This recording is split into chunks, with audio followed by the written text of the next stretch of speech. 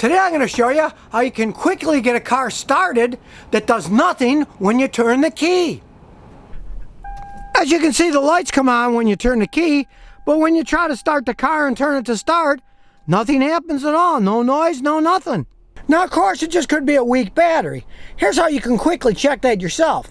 Just turn the headlights on, then go to the front of the car, see if the headlights are on. They're nice and bright. Then when you turn the key on, check the headlights to see if they go dim when you're trying to start the car. Now, if they stay nice and bright like this, the battery's still got a good charge. If the lights would have gone real dim, then you know the battery's low. But in this case, it doesn't need a new battery.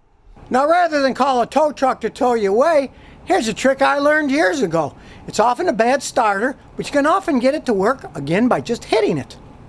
But first, of course, you have to find the starter.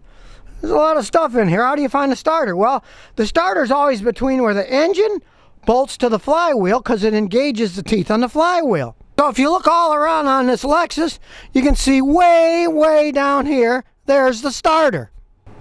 And if you get confused, just follow the large cable from the positive battery cable. It goes down and bolts onto the starter.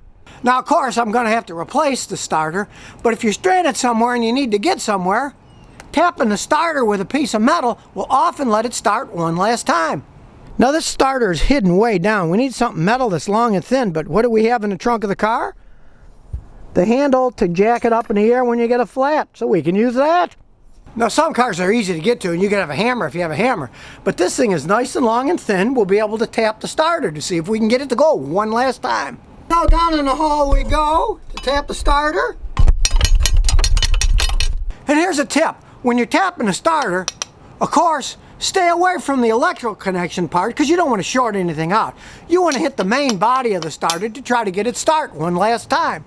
Cross our fingers and see if it starts. Success!